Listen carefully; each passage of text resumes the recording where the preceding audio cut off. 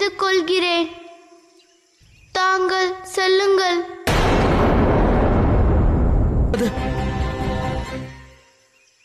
தாங்கள் என்னை பற்றி கவலைப்படாதீர்கள். நான் என்ன கடமைகள் பத்ரா?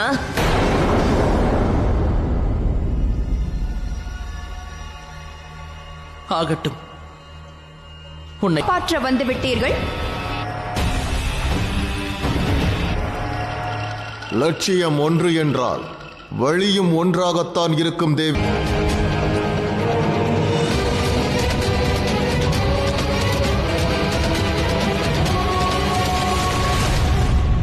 சனியையும் நான் அழிப்பேன்.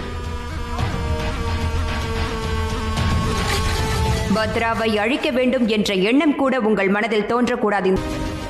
எனது வாழ்க்கையில் இனி ஒரே ஒரு லட்சியம்தான் உள்ளது. பழிக்கு பழி. அது சனியும் மற்றும் சாயாவின். அதே பத்ராவினால் அனுமானை சனியிடம் இருந்து பிரித்து விடுவேன். அத்துடன் சனியின் வாழ்க்கையில் அனைத்தும். ஆனால் தேவி சந்தியா, அந்த பத்ராவும் எனக்கு எதிரி ஆவாள். அந்த பத்ரா என்னை எனக்கு. ஆனால் எனக்கு ஏதோ வித்தியாசமாக தெரிகின்றது. நான் என்னுடைய தங்கையை மிக நன்றாக அறிவேன் ஹனுமான். அவள் நிச்சயமாக அவ்வாறு. அனைத்தும் விசித்திரமாக இருந்தது. ஏதோ தவறு நடப்பது போல் தோன்றுகிறது. ஆனால் தேவா, பத்ராவை தேட சனிக்கு உதவி புரியுங்கள். அவள் தங்களுக்கும் புதல்விதானே? நிறுத்து. பத்ராவுடனான அனைத்து பந்தங்களையும் துறந்துவிடு. உன் மற்ற குழந்தைகளின் மீது கவனத்தை செலுத்த அதை விட்டுவிட்டு நீ. என்னவாயிற்று சனி? தாயார் ஏதோ ஆபத்தில் உள்ளார் ஹனுமான். தாயே, பத்ரா! தாயே, தாயே, பத்ரா!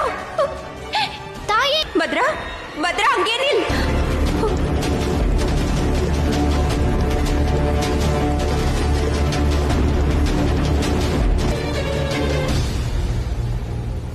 பத்ரா, நில் பத்ரா.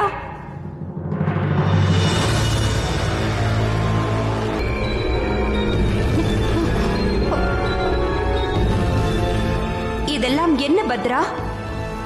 நீ என்னை இங்கு எதற்காக அழைத்து வந்தாய்?